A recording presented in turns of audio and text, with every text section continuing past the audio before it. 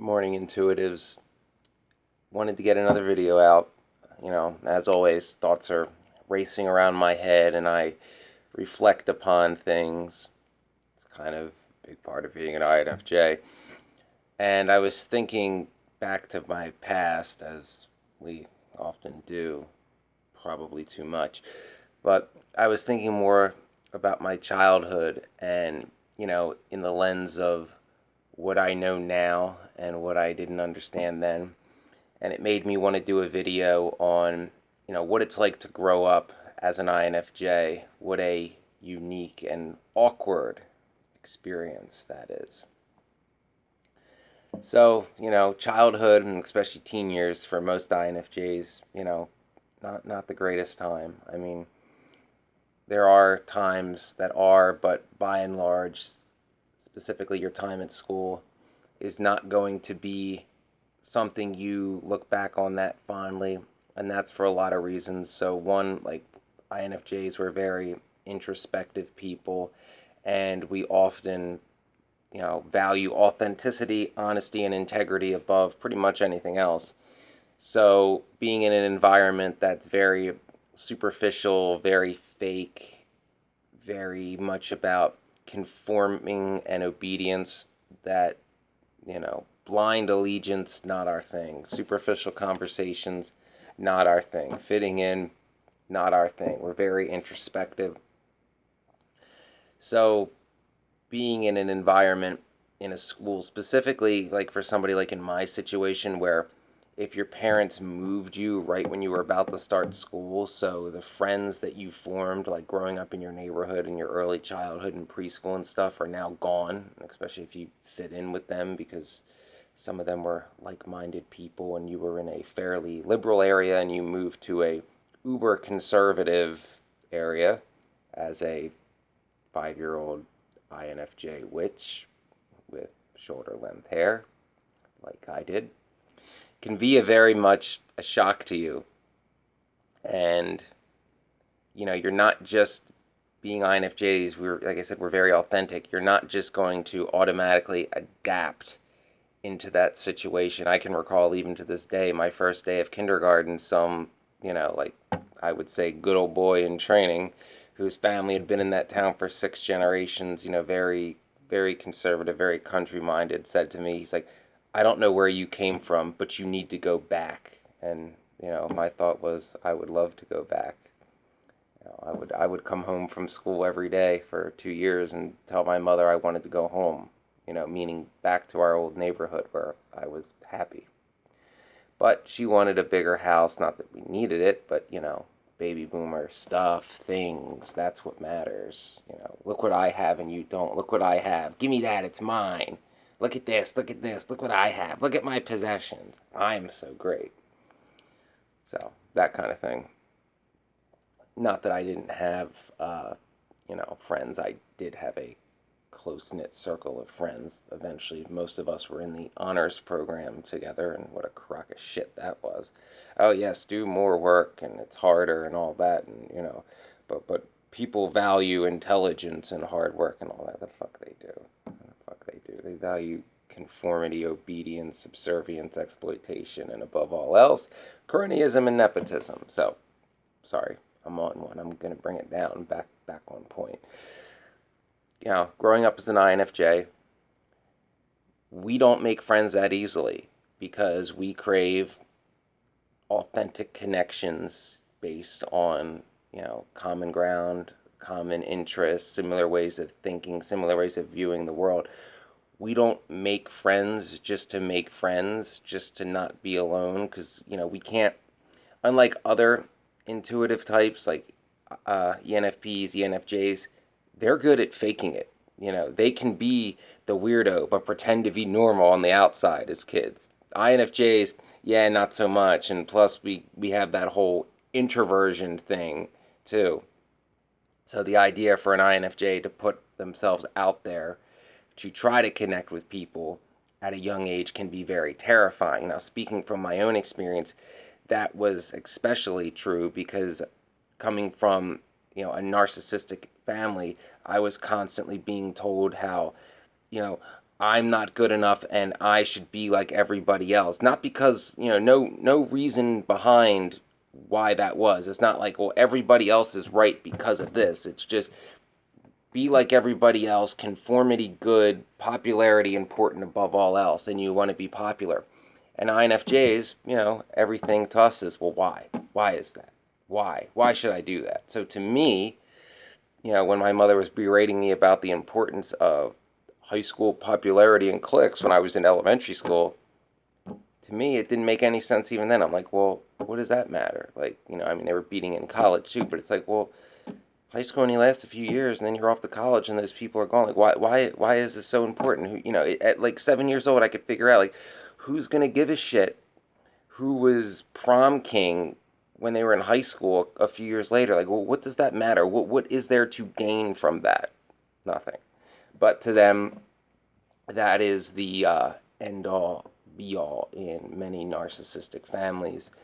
A more in depth explanation of that, another YouTuber did a great video on it. I am subscribed to her channel, she's subscribed to mine, and we occasionally converse via the comment section. You can look in my subscribers. Her channel is called Cinnamon Girl.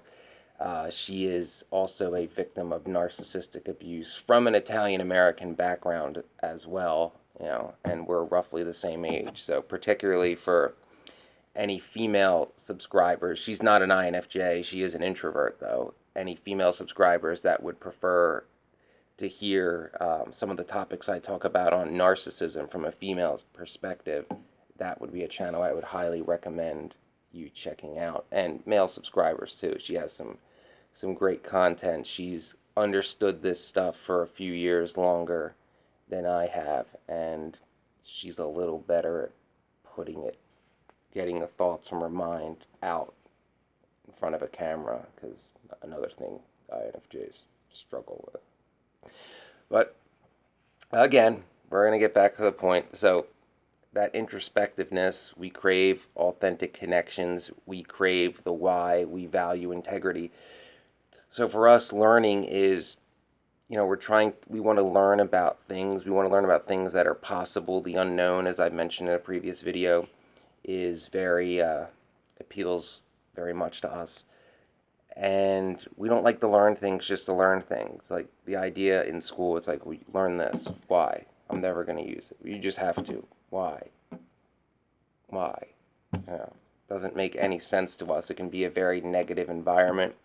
Like I said, we don't seek to be in cliques. We seek authentic connection and understanding. And especially INFJs in a young age, we have, not that we can't connect with people, we have a very hard time expressing ourselves. Like, especially when we're younger, getting those thoughts out in a way that makes sense to other people, and it sometimes even makes sense to us, can be very difficult.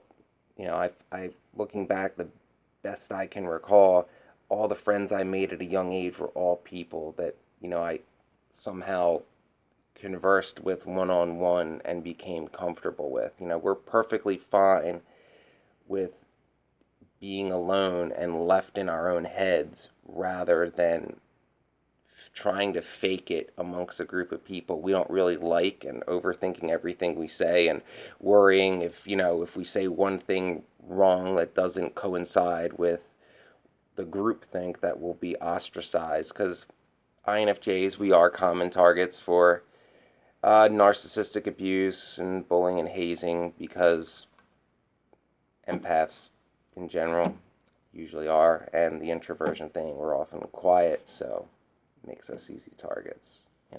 The one who's away from, it's even in nature, the animal that's away from the pack is an easy target kind of thing. And many of us, unfortunately, do come from abusive backgrounds where we're basically told we don't deserve anything, and the rights that others are afforded do not apply to us, like expressing rage when we've been wrong. That's okay for everybody else, but if you come from a narcissistic background and you're the target, that's not okay. You don't have that right. You just have to, it's what it is. Or at least that's what they expect you to do. It's what I was told to do, that when you're wronged, it's okay. When anybody else is wronged, they're allowed to get angry. And when a baby boomer is wronged, it's a sin. So going through childhood as an INFJ, it's a bit of a journey. Uh, Best I can say is find things that interest you. Spend your downtime pursuing what interests you. Focus on your end game. Don't focus on so much on the here and now, because regardless of what you think of, for instance, high school, it only lasts 4 years. You know, whether you love it or hate it, it's 4 years. You can get away from that environment. It isn't the rest of your life. Do not believe anybody who says that, you have to stay in that town and associate primarily with those people for the rest of your life. Why? Again, why? No one has ever been able to tell me why. So they're just trying to control you and use you for narcissistic supply. Figure out what you want to do, what gives you purpose, work towards that goal, and take a page from my book. Don't listen to what anybody else says. Just go for your goal. Keep it close to your chest. If you are in a situation where you're going to get ridiculed for, say, wanting to be a firefighter, don't tell anybody. Just do it and pull it off by yourself. And, hopefully the economy won't crash like it did in 2008 when you do it. That's kind of outside of your control. So, yeah, some stuff's coming up in my head if you can't tell. As far as not fitting in that environment, understand you're not alone. Most INFJs will tell a very similar story, and fortunately, for most of us, it does get better. Like college was a much better experience for me because you're interacting with people your own age from all over the state, country, and even world. You're not just dealing with a small group of people, all from more or less the same backgrounds, and in many cases, parents from the same background, and everything's so incestuous and intermarried and intertwined, and everybody knows everybody's past, and there's gossip and gross. So that's not the real world. That's, the little bubble that is high school, and it does burst for some of us when it bursts. It's great for other people. They realize that the things that they thought were so important don't mean shit. Like, I'll give you a personal example.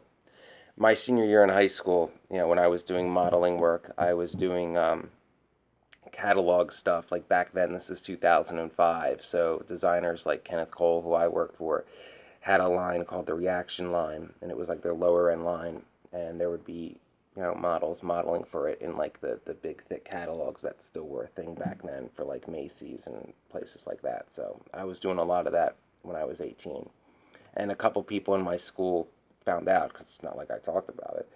And this really popular, really pretty girl stopped me in the hall one day, and she's like, "I just don't get it." I'm like, "What?" She's like, "Well, how can you be a model? You're not popular in the school." I'm like, and like, what does that have to do with anything? She's like, well, that's what's most important is being a part of a clique and accepted by those that are the top tier. I'm like, well, who's the top tier? Why are they the top tier? Who made them the top tier? Why is what they say is important? Who gave them this exalted position? And she just looked dumbfounded, confused, and walked away. And I ended it by saying, I'm like, her name was Alex. I'm like, keep in mind, Alex, like, these photos were taken in New York and stuff. Nobody in New York City knows or cares who's popular at Bishop Shanahan High School. And that was like, I could see like her mind explode. Like, I still remember this. Like, the idea that like I was the first person ever to somehow convey the point to her that like, oh my God, there is a world outside of Chester County, and like there's people that never even heard of this place. Like, how is that possible? Because everybody here is raised to believe it's the center of the world and it's where everybody wants to be, and it's not. So in that kind of situation, if you're an INFJ who grew up in an area where very few people leave and you're told you're not allowed to leave for reasons that no one will explain to you, that little story from my past might cheer you up a little bit. Know that you can get out. I mean, economic factors, depending on what they are, can make it difficult. Just understand that you're not alone. It's not you. You have to, in order to be able to connect with the people you want to connect with, you have to understand yourself first. So if you're taking the time to listen to channels like mine and people who are far better at this, and understand like what an INFJ is, if you are one, and what it's like to be one, that's a huge step if you're taking that in your teens, because I didn't know what the hell it was back then, and I wish I had. It would have made understanding myself and why it was so different so much easier. So once you know that and know yourself, it just makes everything easier in order to seek out the right people and how to interact with them. So if you had a similar childhood experience in that respect to me, I hope this video helps. Remember, it wasn't just you. You're not messed up just because you weren't a censor and didn't give a shit about wearing a Letterman's jacket or a cheerleader's uniform. You know, let's be honest, unless the guy in the Letterman's jacket got a full scholarship to play football, who gives a fuck, really? You know, who cares? What did that do for him? I was the assistant captain of my hockey team that was a travel team. Doesn't mean anything. I had fun playing hockey, but it wasn't like, I was all strutting around about it. It was just, I'm a kid, I'm in high school, this is my chance to play the sport I like and for a couple years kill some time. You know, that's basically it for this one. Just remember, if you're an INFJ, learn to understand yourself, trust your intuition along the way, and don't sell out your integrity to fit in.